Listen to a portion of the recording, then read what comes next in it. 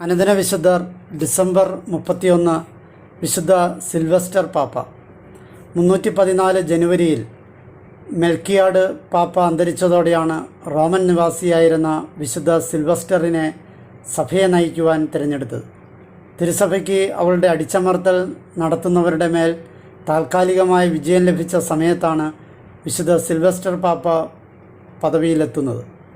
ഏതാണ്ട് 21 വർഷത്തോളം അദ്ദേഹം തിരുസഭയെ നയിച്ചു.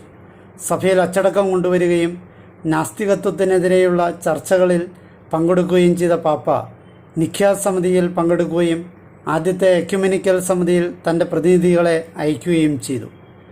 ഇദ്ദേഹത്തിൻ്റെ പാപ്പാ ഭരണകാലത്താണ് കോൺസ്റ്റന്റൈൻ ചക്രവർത്തിയുടെ കീഴിൽ റോമിൽ പ്രശസ്തമായ പല ദേവാലയങ്ങളും സ്ഥാപിതമായത്.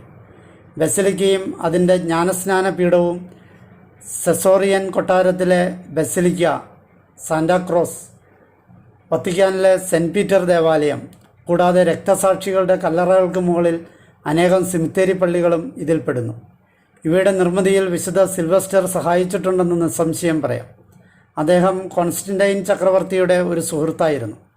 325 അദ്ദേഹം നിക്കയിലെ ആദ്യ പൊതുസമിതി സ്ഥിരീകരിച്ചു.